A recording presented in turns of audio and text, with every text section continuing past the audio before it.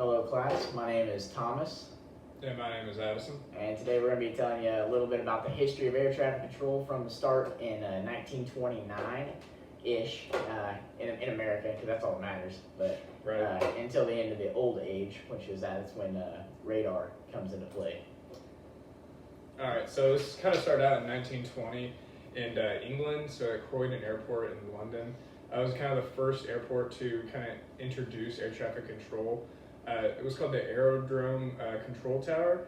It was actually like a wooden hut that was 15 feet high, and it had like windows on all sides. And this was just like the basic weather, kind of like the ASOS currently, you just kind of give weather and location to the pilots.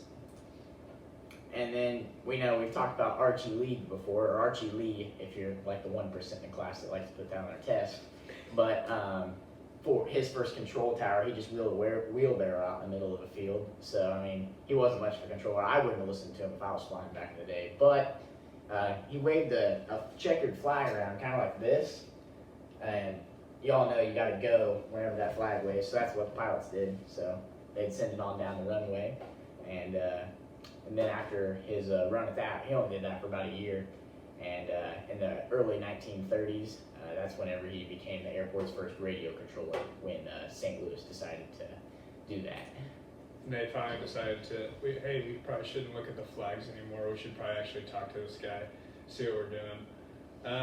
If you want to take this one, you can. All right. December 1st in 1935, all the airline companies kind of organized because of the rise in traffic. Airlines were booming. There's 50 to 60 flights an hour departing out of these airports, and there was literally nobody en route to help them out. Like they had no traffic avoidance other than their eyes. So that's kind of a problem when they're flying by instrument and they can just fly right into somebody. So airlines actually hired the first center employees, and after that they'd give them weather conditions and conditions requiring instrument flying. So they really didn't give them much. But they were responsible from the time that the airplane took off and was out of visual from the control tower until they were in visual to the next control tower. They got a little more advanced, and they actually started using blackboards. So they would use a blackboard kind of like this, but black and a lot bigger. So they'd write actually the flight plan and the number, and then they'd use the information there on how fast they're going and everything to figure out an approximate position with your handy dandy shrimp boats right here that would have the N numbers written on them, or whatever the numbers they used back in the day. And every 15 minutes they'd update the position, and if you had two airplanes that were on head-on course with each other, that's when they'd call up the airline dispatcher or the radio operator and let them know to tell that airplane that they need to either turn, they need to fixate on a point for a little bit, or they need to just climb. So either way, that's about all it was. So there were three controllers in this. There was an A controller, there was a B controller, and then there was a C controller. So basically this A controller was all like the instructions to the aircraft. So kind of like the general control tower is today, with clearances and dispatch boards and inbound flight logs and outbound flight logs, kind of like the FIDO now. So that's what the A controller did, along with the B controller, which is like the weather information. So like when you call, get a weather briefing before you're going across country or something like that. That is what the B controller did. And then the B controller also managed these handy dandy shrimp boats that we have on the map. And then lastly, the C controller, kind of like they did the speed of the airplanes. So the speed, the time that they would arrive at the airport or fixes, or something like that, and they would also keep our blackboard updated on the times and things like that. So kind of during low activities, like whenever there were no aircraft flying or there were only one or two controllers working, one person did the whole thing, so like the whole 9 yards.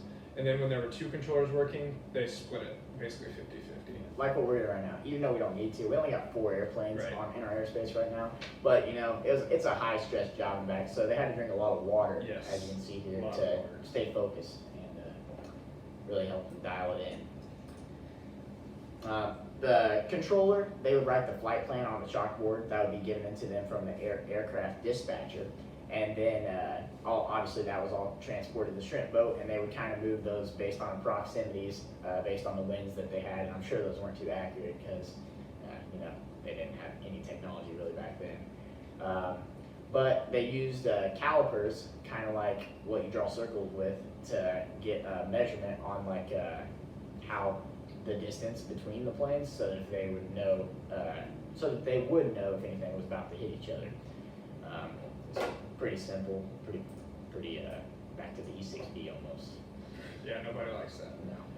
All right, so along with the radio equipment that Thomas was talking about, in the 1940s it was very, very limited. So they had no automated flight tracking systems. They had direct contact. They did not have direct contact with the aircraft. Like Thomas said, they had to talk to radio dispatchers or the actual aircraft dispatchers to get a communication. So along with that, you're going to have delays with that. So the positioning reports aren't going to be that accurate. So yeah, like I said, a third party, an airline dispatcher, or basically like a radio operator. The next step would arrive in about 1950. That's whenever they were actually able to talk like we do nowadays. We can actually talk to the pilot instead of talking to somebody else that talks to somebody else that talks to the pilot, which obviously has a delay in that as well and makes it twice as much more confusing. So that kind of revolutionized the shrimp boats, and they were working real good. But eventually they would sink due to radar basically taking that job away, because they didn't have to estimate anymore and have them laid out, because they could see exactly where the planes were. That's basically a little history of the air traffic control unit and what their jobs consisted of on a daily basis. And hope you enjoyed our presentation. And thanks for watching. Are there any questions? No. And on a side note, Mr. Ball, you will never dunk on me, ever.